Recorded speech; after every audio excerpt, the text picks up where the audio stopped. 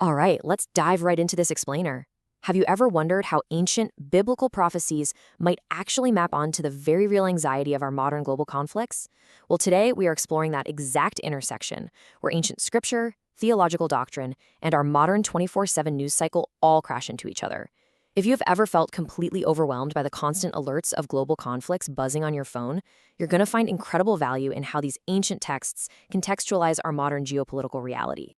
So, here's our roadmap for today. We'll start with wars and modern anxiety, move into ancient prophecies and visions, uncover the root causes of conflict, dispel some major eschatological myths, and finish up with how to stay informed, not troubled. Let's get right to it. Section 1: Wars and Modern Anxiety, the 24/7 cycle of fear. Think about it. In the past, news of a brewing war traveled pretty slowly. But today, you literally get an alert the exact second a conflict breaks out, whether that's in Eastern Europe, the Middle East, or anywhere else. It leaves a lot of us feeling totally overwhelmed, right? Just losing sleep over the state of the world. But look at the scripture from Matthew 24. It anticipates this exact modern anxiety. Jesus doesn't just say there will be wars. He specifically highlights rumors of wars, the very things buzzing in our pockets all day long. Yet the directive here is surprisingly powerful. See that ye be not troubled. Why?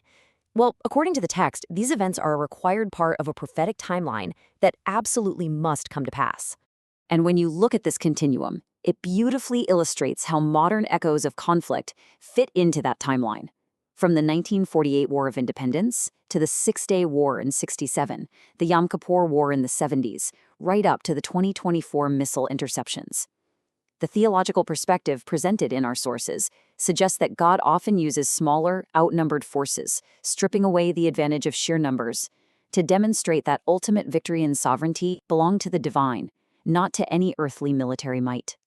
Moving on to Section 2, Ancient Prophecies and Visions, Mapping the Empires.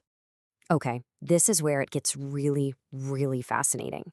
It's incredible how perfectly the source material maps the historical rise and fall of world empires across two completely different prophetic visions. In Daniel chapter 2, you have King Nebuchadnezzar seeing a terrifying statue made of different metals. And then later, in Daniel chapter 7, Daniel himself sees a vision of four beasts emerging from the sea. As the texts and our sources align them, it's like a giant puzzle coming together. The head of gold and the lion with wings, that's Babylon. The silver chest and the bear, Medo-Persia. The brass belly and the leopard represent Greece, and those iron legs and the dreadful beast represent the sheer, crushing power of Rome. It is a stunningly synchronized roadmap of human history written thousands of years ago. And the underlying theological framework behind all this teaches that despite the total chaos of nations fighting for earthly sovereignty, there is an ultimate, divine sovereignty controlling the timeline. As we watch world leaders jockey for position, threaten each other, and try to build empires, Daniel 2:21 serves as a profound anchor. It's a stark reminder that no matter how powerful an empire or a political leader might seem today, they are ultimately subject to a divine calendar. Earthly kings just do not have the final say. Which brings us to Section 3, Root Causes of Conflict, the theological drivers. So why do these earthly empires constantly wage war? The doctrine identifies four specific root causes of geopolitical strife that have persisted from antiquity right into our modern news cycle. We're talking about pride and the spirit of Babylon, the fierce competition for resources, ideological and religious extremism, and finally, covenant rejection. Let's unpack that first one. Whether it was King Nebuchadnezzar in ancient times building literal golden statues of himself, or modern political leaders attempting to violently expand their borders today, this prideful drive for dominance is a massive catalyst for war. The sources call this the spirit of Babylon. It represents humanity's dangerous obsession with power, vast wealth, and the desire to essentially elevate oneself to the status of a god, completely disregarding the lives lost in the pursuit of that imperial glory. And then, of course, there's the fight over physical resources. We see this spanning all the way from ancient land disputes between Abraham and Lot, right up to the very real geopolitical maneuvering for oil and wealth happening today. The sources highlight that so many of our modern conflicts, especially in regions like the Middle East, are deeply rooted in the struggle to control oil, land, and water. Let's be real, wherever there is a resource that guarantees economic dominance, you will inevitably find conflict. It's a timeless human flaw. All right, Section 4, Dispelling Eschatological Myths, Fact versus Fiction. As we navigate these end times prophecies, it is incredibly easy to get swept up in pop culture interpretations. The sources point out some major eschatological misconceptions that really need clearing up.